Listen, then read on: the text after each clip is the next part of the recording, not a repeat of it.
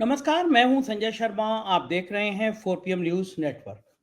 पिछले 3 दिनों से मुंबई में हूं और महाराष्ट्र की राजनीति को समझने की कोशिश कर रहा हूं कि आखिर महाराष्ट्र को लेकर साहब इतने बेचैन क्यों थे और कौन सा ऑपरेशन इस समय महाराष्ट्र में चल रहा है। हाँ, मेरे को पता चला कि एक बहुत बड़े नेता का इंडिया गठबंधन के नेताओं पर डोरे डाले जा रहे हैं और संभव है कि किसी ईडी, सीबीआई या डोरे डालने के चक्कर में वो पाला भी बदल लें। लेकिन साहब इतने परेशान, इतने बेचैन क्यों हैं?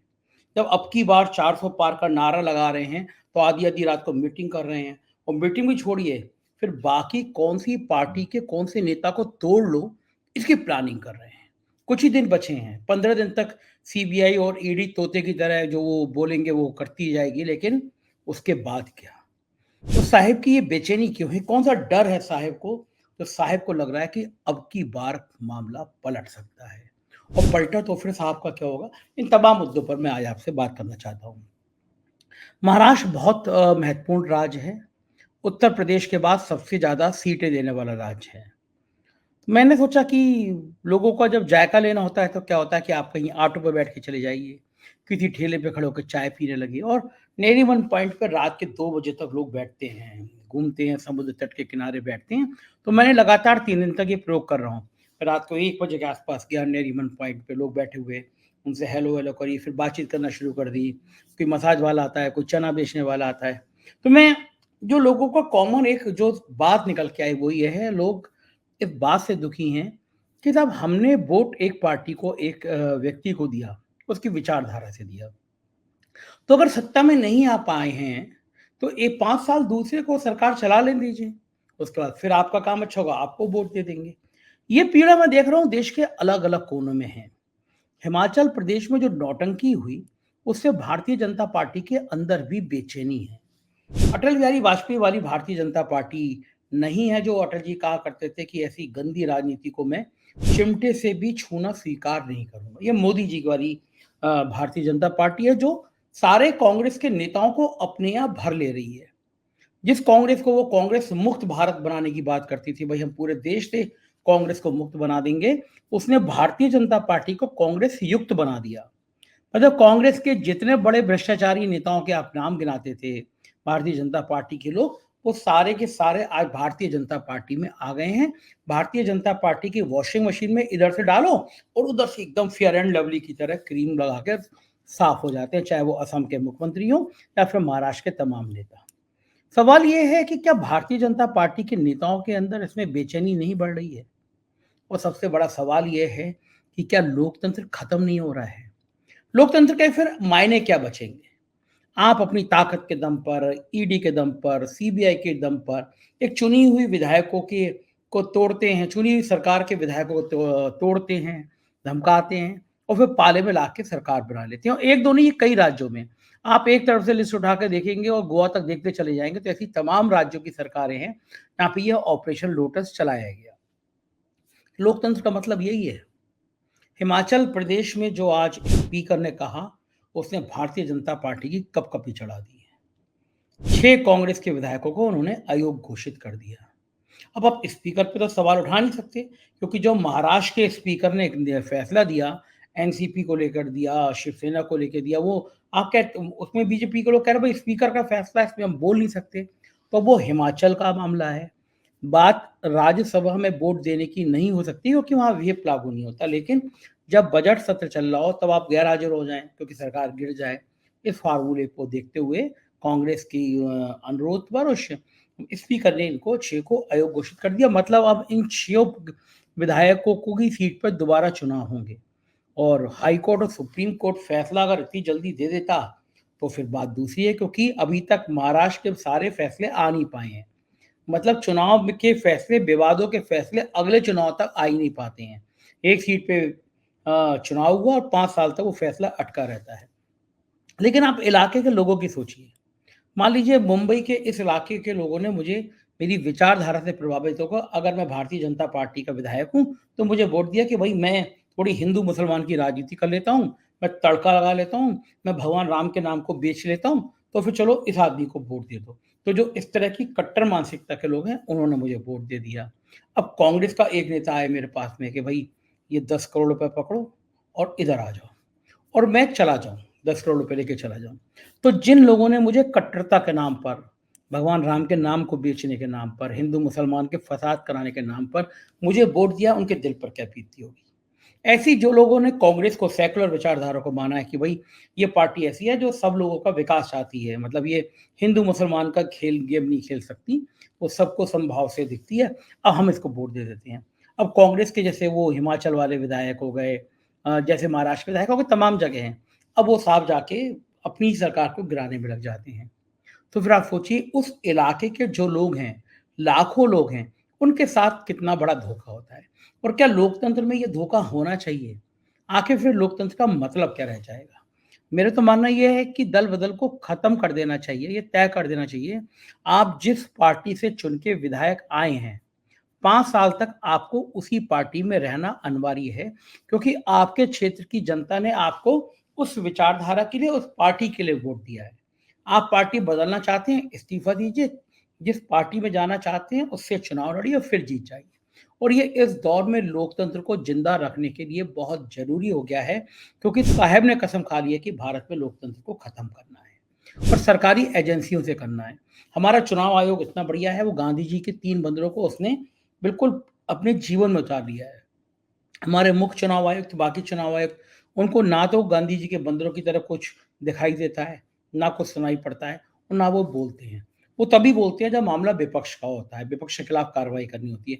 साहब कुछ करें। चुनाव के नियमों में सीधा-सीधा लिखा हुआ है कि आप धर्म का प्रचार नहीं कर सकते, धर्म को लेके बात नहीं कर सकते। और जब देश का प्रधानमंत्री इसमें तुल जाए कि ऐसी-तैसी में हमारा जो मन में आएगा वो हम करेंगे। हम जाएँगे कर्नाटक में और कहेंगे गली-गली घूम के बजरंगबली के नाम पर वोट देना। जब वोट डालने जाओ तो बजरंगबली का नाम लेना। चुनाव आयोग के पास शिकायतें गईं, लेकिन चुनाव आयोग बोला कहाँ का है? जैसे पिक्चर आई थी ना एक, आपको याद होगा अजय देवगन की, इसमें वो कहता है डीजीपी कहाँ है? डीजीपी तो है ही नहीं, डीजीपी तो सो रहा है। ऐसी बात में चुनाव आयोग तो सो रहा है, चुनाव आयोग है कहाँ? अब लेकिन कर्नाटक के लोगों की भी बलिहारी है। उन्होंने बजरंगबली का नाम लिया, लेकिन वोट कांग्रेस को दे दिया। अब साहब की ये पीड़ा है। अब मैं कुछ दिन देख रहा था, 2-4 दिन पहले टीवी चैनल चला रहे थे। तमिलनाडु में मोदी जी कर सकते हैं बहुत बड़ा उलटफेर। तमिलनाडु का नया झटका। अन्नामलाई की इस नेता की पीठ पर उन्होंने हाथ मार दिया।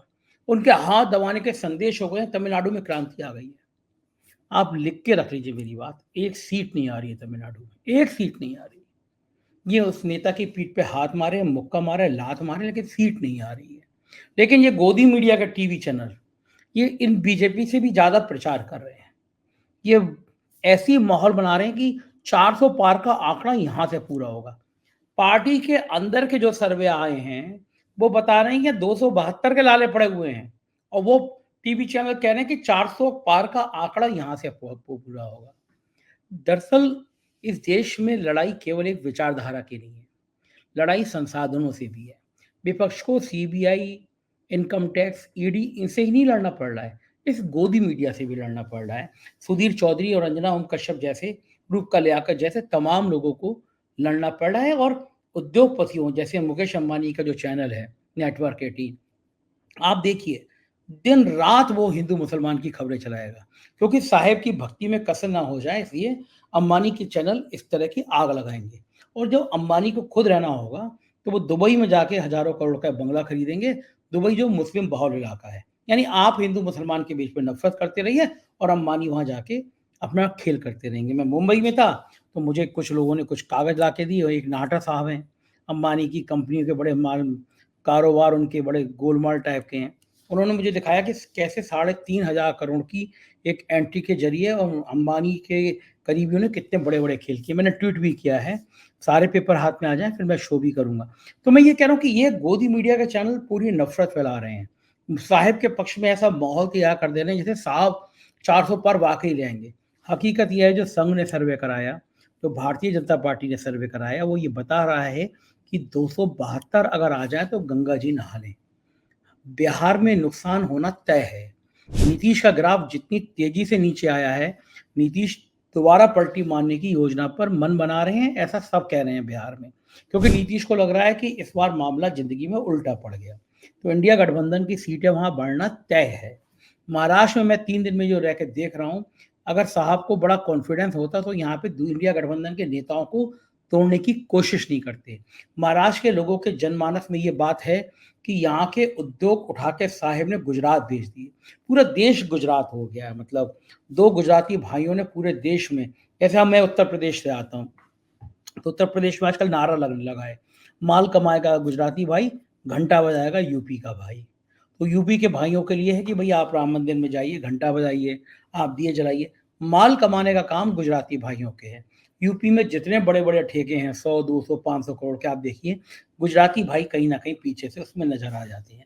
और ये सिर्फ़ उत्तर प्रदेश नहीं है, देश में आप जहाँ जाएँगे बड़े-बड़े ठेके होंगे, सैकड़ों, हज़ारों करोड़ के, गुजराती भाइयों का उसमें इन्वॉल्वमेंट ज़रूर होगा। एक्चुअली में पूरा देश वो गुजरात बनाना चाहते हैं। गुजरात हो सकता है अगर वो दोबारा जीतने की सपने तो देख रहे हैं, गलती से वो पूरे हो जाएँ तो हो सकता है कि देश की राजधानी वो दिल्ली से उठाकर गुजरात बना दें। क्योंकि साहब की कुछ तमन्ना रह गई है। साहब चाहते हैं कि मंदिरों में उनकी मूर्ति लगाई जाए और उसमें उनके नेता पीछे नहीं हैं। जेपी नड्डा साहब उनको देवताओं का देवता कह चुके हैं। तमाम भ्रष्टाचार के इनके ऊपर आरोप लगे हैं। राम जन्मभूमि के सर्वे सर्वा चंपत राय, वो कहते हैं वो तो भगवान विष्णु का अवतार है।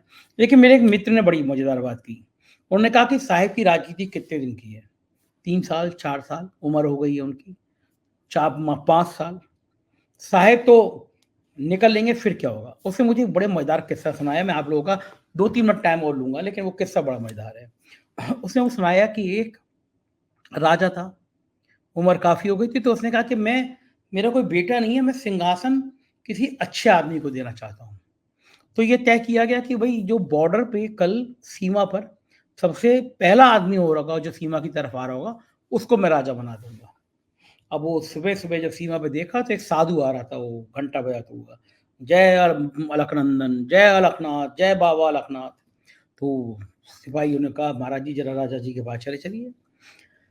चले गए राजा जी के पास। उन्होंने कहा, जय अलकनाथ, जय बाबा अलकनाथ। तो राजा जी ने कहा कि आप कल से इस देश के राजा, क्योंकि हमने तय किया था जो पहला व्यक्ति आएगा वो राजा को आपको भेजा गया है, आप राज करिए।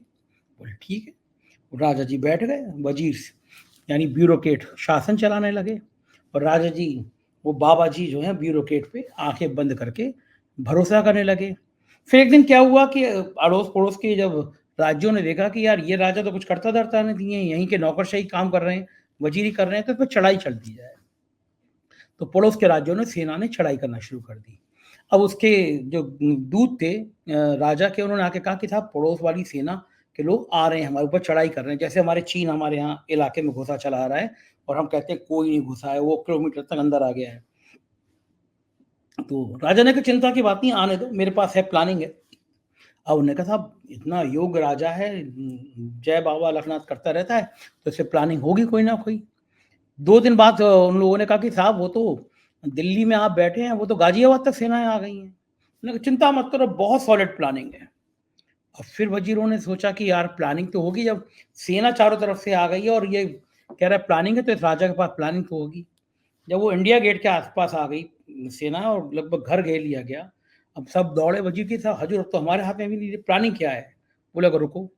वो अंदर गया कमरे में, फिर से उसने गेरुए कपड़े पहने, चिमटा लिया, बोला जय बाबा लखनाथ, बाय-बाय, निकल लिया कि अब आपको जो करना हो करो, मैं तो निकल लिया। तो मैं किसी का नाम नहीं ले रहा, आप अपने मोदी जी को जोड़िए मत इस बात से, लेकिन सोचिए, जय बाबा अलखनाथ वाले स्टाइल में उन्होंने देश को पहुँचा दिया। 40 साल की सबसे ज़्यादा बेरोज़गारी इस देश में है। मैं कल्पना नहीं कर सकता था कि कोई प्रधानमंत्री कहे कि मैं हर साल 2 करोड़ नौकरी दूँगा और फिर वो कह दे कि पकौड़े तलना भी एक रोज़गार होता है, पकौड़े तलो बेटा। मैं सोच नहीं सकता था कि इस देश के लाखों नौजवान जाड़ों में, गर्मियों में सुबह 3 बजे उठ के दौड़ लगाते थे। उन्हें सेना में जाना होता था, सपना था उनका सेना में जाने का, हज़ारों लाखों नौजवान। उनके लिए 4 साल की अग्निवीर आ गई। कोई पेंशन नहीं, मर गए तो कोई पैसा नहीं, 4 साल नौकरी करने आ जाइए, हथियार चलाने सीख आ जाइए और फिर घर पे आकर ठगुआ बैठ जाइए, कुछ काम-धाम मत करिए।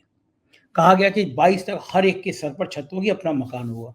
लोग यकीन कर बैठे हैं, लेकिन अब करोड़ों लोग अभी भी सड़क पे सो रहे हैं।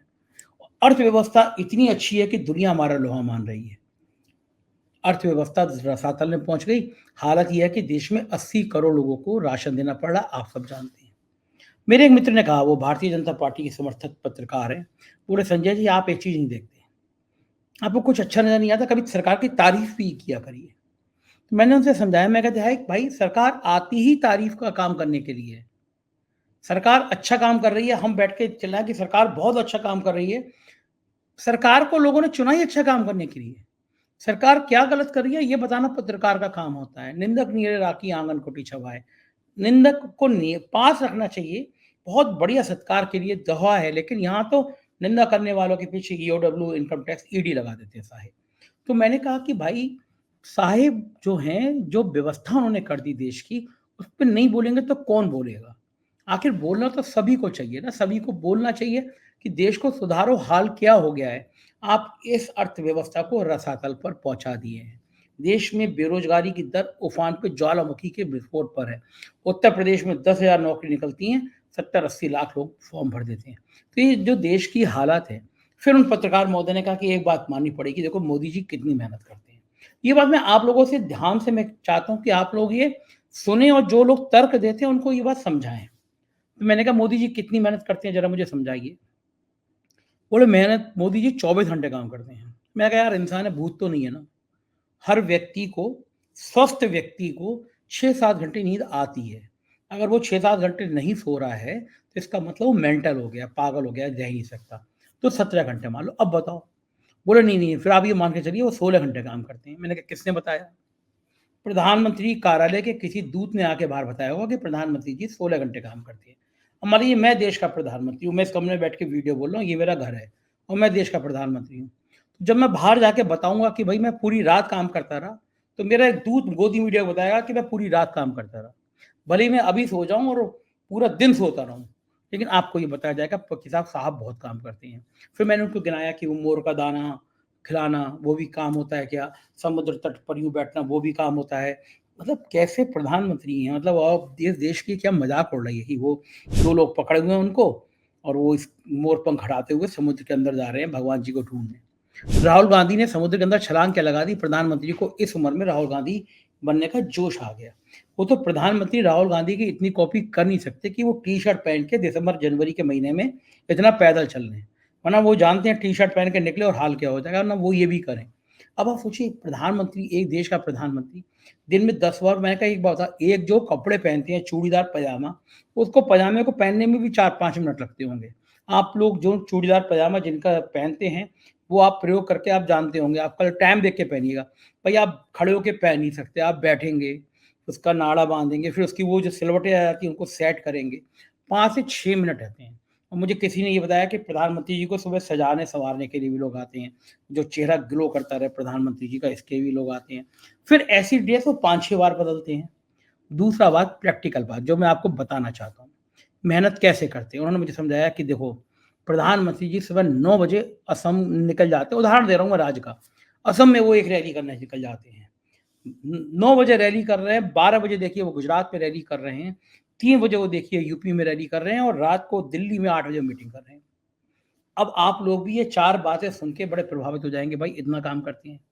अब आप सुनिए, प्रधानमंत्री जी सुबह उठते हैं, 6 बजे उठे, 7 बजे उठे, 8 बजे उठे।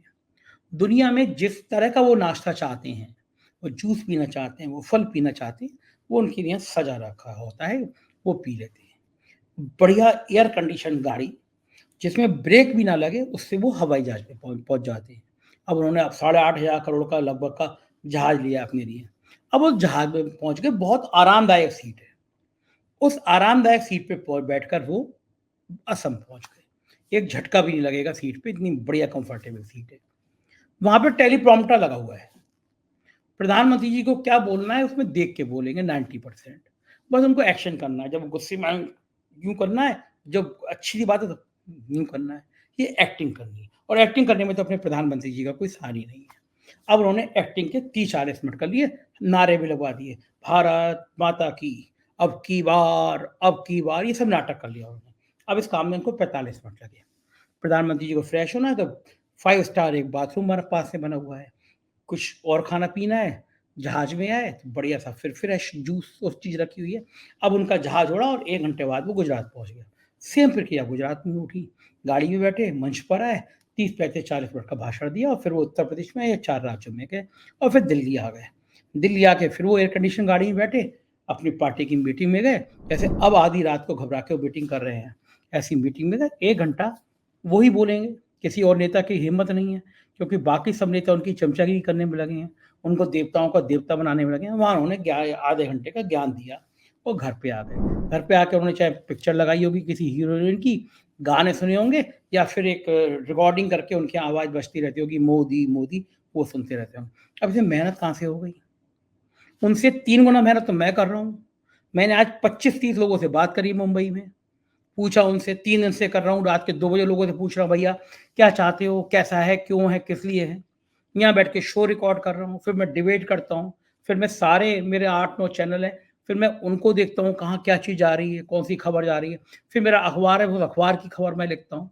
तो उनसे 10 गुना मेहनत तो मैं कर रहा हूँ और उसमें मेरा कोई सेवक नहीं है, कोई ऐसा नहीं है वो मेरे लिए 10 तरह के जूस रखे हों, उसमें से एक घूँट जूस पी लूँ कि काम आ गया। मेरे पास कोई 1.5-2 लाख रुपए किलो की कोई फल-वल ऐसा भी नहीं है जो मेरे लिए बाहर से मँगाया जाता हो। मेहनत किस बात की? आपको भ्रम करता है मोदी जी कितनी मेहनत करते हैं, टीवी पे शो आते हैं। जब गोदी मीडिया के लोग चैनल पूछेंगे तो पूछेंगे प्रधानमंत्री जी आप इतनी ऊर्जा लाते कहाँ से? अरे भैया दिन भर एयर कंडीशन में रहेंगे, दुनिया का सर्वश्रेष्ठ काजू बादाम पिस्ता खाएँगे, कोई टेंशन नहीं होगी, दुनिया का सबसे बेहतरीन कपड़ा पहनेंगे, बढ़िया गाड़ी में चलेंगे, बढ़िया हवाई जहाज में चलेंगे, रोड शो किया तो हाथ ही हिलाना है। मेहनत इसमें कहाँ है? कौन-सी मेहनत है? सारे नेताओं को ढक्कन बना के रखेंगे, चाहे राजनाथ सिंह हो, वसुंधरा हो, शिवराज हो, इसमें कौन-सी मेहनत है?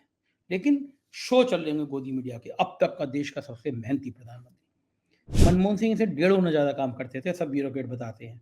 कभी आपने सुना मनमोहन सिंह का कहते हुए कि मैं इतना काम करता हूँ? सब लोग कहते थे एक प्रधानमंत्री मौन प्रधानमंत्री है, बोलता नहीं है। अब लोग कहते हैं एक ऐसा है जो चुप होता नहीं है।